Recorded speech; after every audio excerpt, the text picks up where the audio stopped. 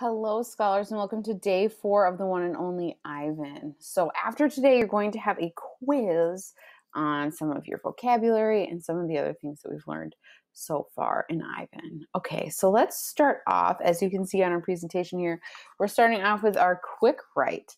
It says, describe what you think it would be like to be an elephant. Then describe what you think it would be like to be an elephant in the circus. So here, scholars, I'm looking for 2 sentences. The first sentence, you write about what you think it would be like to be an elephant in the safaris of Africa or in the jungles in Asia.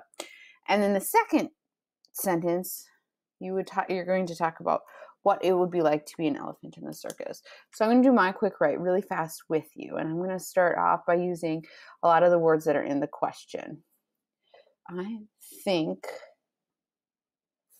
being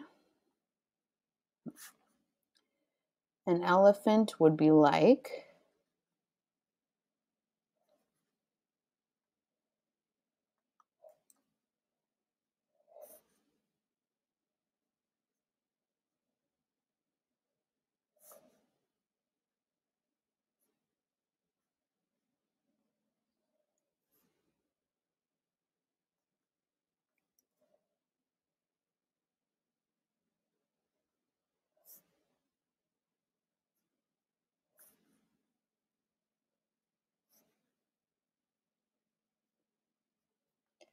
I'll read you mine when I'm all done.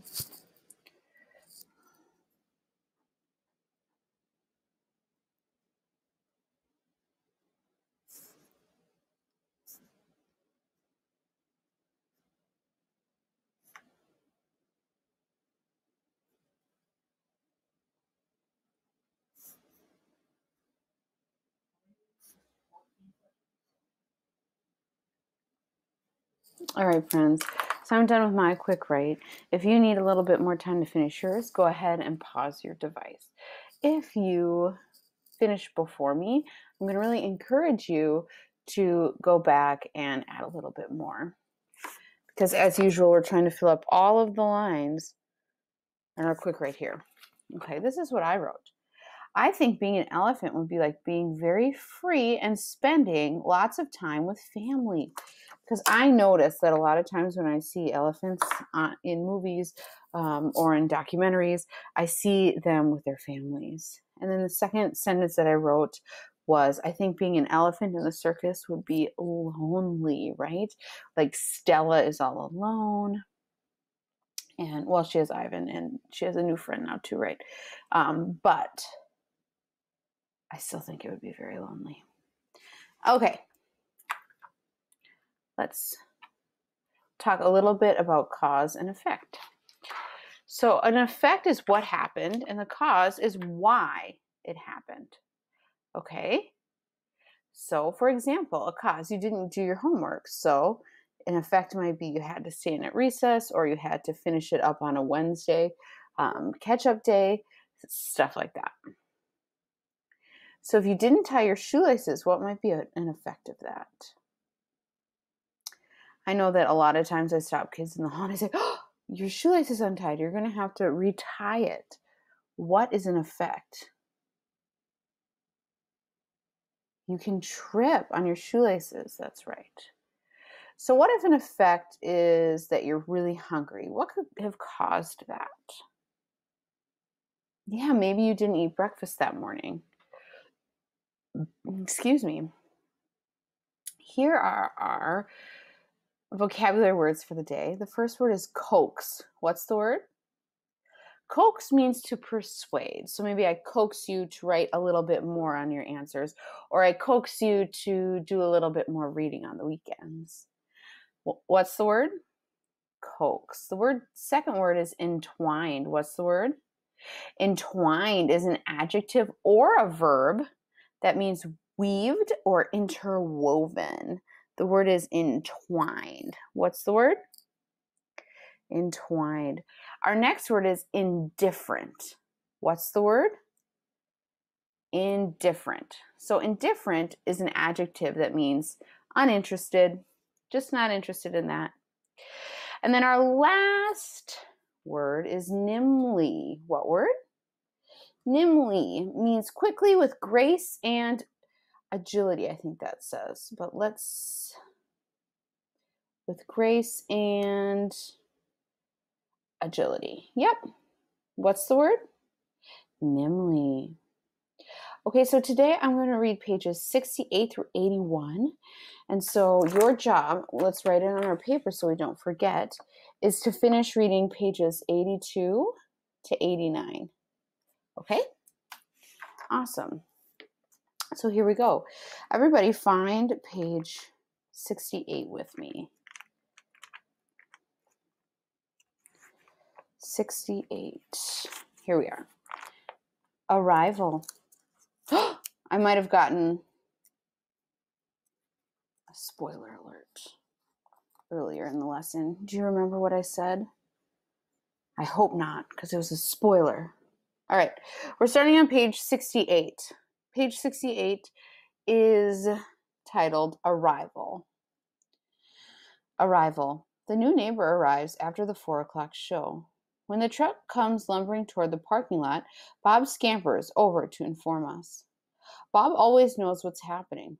He's a useful friend to have, especially when you can't leave your domain. With a groan, Mac lifts the sliding metal door near the food court, the place where deliveries are made. A big white truck is backing up to the door, belching smoke. When the driver opens the truck, I know that Stella is right. A baby elephant is inside.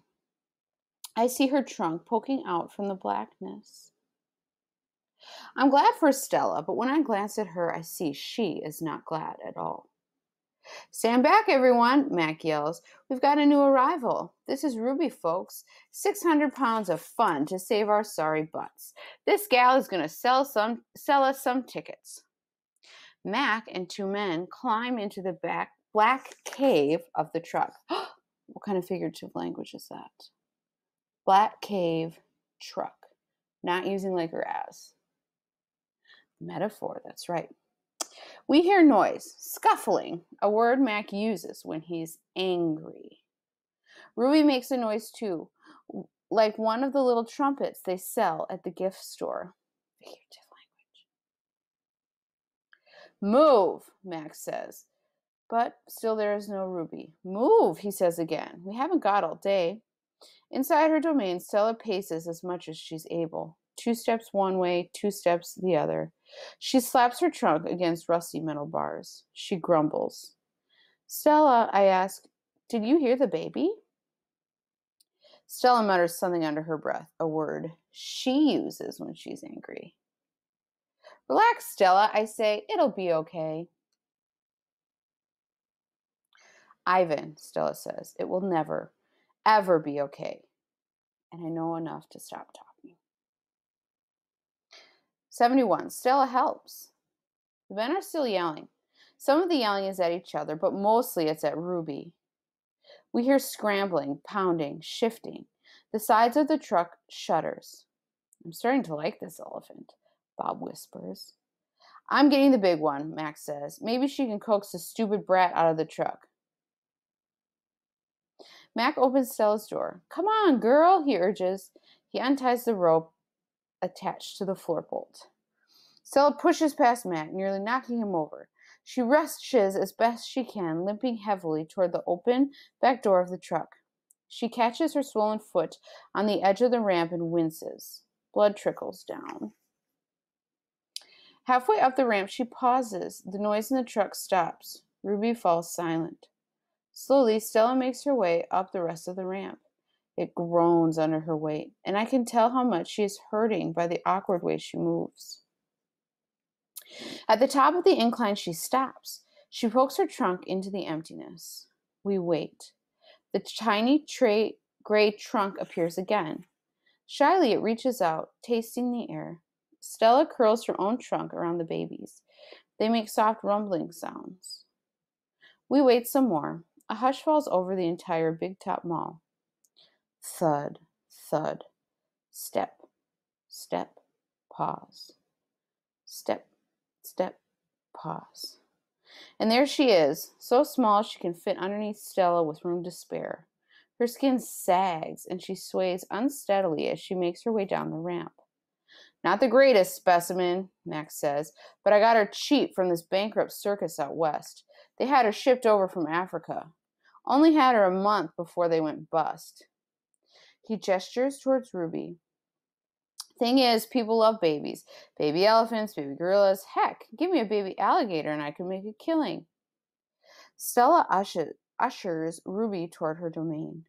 Mac and two men follow. The two men follow. Men follow. Bleh. I'm going to read that sentence again. Mac and the two men follow. At Stella's door, Ruby hesitates. Mac gives Ruby a shove, but she doesn't budge. Doggone it, get a clue, Ruby, he mutters. But Ruby isn't moving, and neither is Stella. Mac grabs a broom. He raises it. Instantly, Stella steps in front of Ruby to shield her. Get in the cage, both of you, Mac shouts. Stella stares at Mac, considering. Gently but firmly. Using her trunk, she nudges Ruby into her domain. Only then does Stella enter. Mac slams the door shut with a clang. I see two trunks entwined. I hear Stella whispering. Poor kid, says Bob. Welcome to the Exit 8 Big Top Mall and Video Arcade, home of the one and only Ivan. Old news. When Julia comes, she sits by Stella's domain and watches the new baby. She barely talks to me. Stella doesn't talk to me either. She is too busy nuzzling Ruby. She is cute, little Ruby, with her ears flapping like palm leaves. But I am handsome and strong. Bob trots a circle around my belly before settling down in just the right spot. Give it up, Ivan, he says. You're old news. Julia gets out a piece of paper and pencil. I can see that she is drawing Ruby. I move to the corner of my domain to pout. So I'm a little bit jealous of all the attention that Ruby's getting. So now he's pouting. Bob grumbles. He doesn't like it when I disrupt his naps.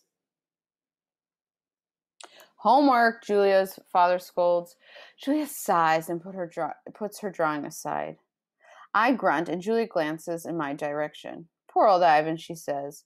I've been ignoring you, haven't I? I grunt again, a dignified, indifferent grunt. Julia thinks for a moment, then smiles. She walks over to my domain, to the spot in the corner where the glass is broken. She slides papers through. She rolls a pencil across my cement floor. You can draw the baby elephant too, Julia says. I bite the pencil in half with my magnificent teeth. Then I eat some paper. Tricks. Even after Julia and her father leave, I try to keep sulking.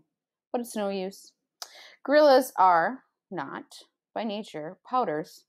Stella, I call, it's a full moon, did you see? Sometimes, when we are lucky, we catch a glimpse of the moon through the skylight in the food court. I did, Stella says. She is whispering, and I realize that Ruby must be asleep. Is Ruby all right? I ask. She's too thin, Ivan, Stella says. Poor baby. She was in that truck for days. Mac bought her from a circus, the same way he bought me, but she hadn't been there long. She was born in the wild, like us. Will she be okay? I ask. Stella doesn't answer my question. The circus trainers chained her to the floor, Ivan. All 4 feet. 23 hours a day. I puzzle over why this would be a good idea. I always try to give humans the benefit of the doubt. Why would they do that? I finally asked. To break her spirit, Stella says, so she can learn to balance on a pedestal. So she can stand on her hind legs. So a dog could jump on her back while she walked in mindless circles. I hear her tired voice and think of all the tricks Stella has learned. Page 79. Introductions. When I awake the next morning, I see a little trunk poking out between the bars of Stella's domain. Hello, says a small, clear voice. I'm Ruby. She waves her trunk. So cute. Hello, I say. I'm Ivan. Are you a monkey? Ruby asks. Certainly not. Bob's ears perk up, although his eyes stay closed. He's a gorilla, he says, and I am a dog of uncertain heritage. Why did that dog climb on your tummy? Ruby asks. Because it's there, Bob murmurs. Is Stella awake? I ask. Aunt Stella's asleep, Ruby says. Her foot is hurting, I think. Ruby turns her head. They're like Stella's, black and long-lashed, bottomless lakes fringed by tall grass. Metaphor. When is breakfast? She asks. Soon, I say. When the mall opens and the workers come. Where? Ruby twists her head in the other direction. Where are the other elephants? It's just you and Stella, I say, and for some reason I feel we have let her down. Are there more of you? Not, I say, at the moment. Ruby picks up a piece of hay and considers it. Do you have a mom and dad? Well, I used to. Everyone has parents, Bob explains. It's unavoidable. Before the circus, I used to live with my mom and my aunts and my sisters and my cousins, Ruby says. She drops in the hay, picks it up, twirls it. They're dead. I don't know what to say. I'm not really enjoying this conversation, but I can see that Ruby isn't done talking. To be polite, I say, I'm sorry to hear that, Ruby. Humans killed them, she says. Who else? Bob asks, and we all fall silent. On the next page, you can see Stella and Ruby's trunks entwined, which is one of our vocabulary words. And that's where Mrs. Halverson's going to stop today. Remember, part of your homework is to finish the reading. So you need to read, this is a long reading for you guys, pages 82 through 89. So you can read to your adult at home, you can read to a sibling at home, you can read to a pet or a stuffed animal, or of course, to yourself in your head or out loud. Okay, let's go over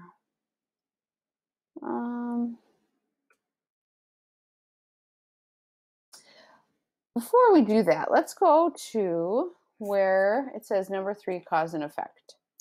Pick one event from these chapters. What are 2 things that happen because of the event or the effects? So I'm going to help you out by picking the events. So the first event is that Ruby comes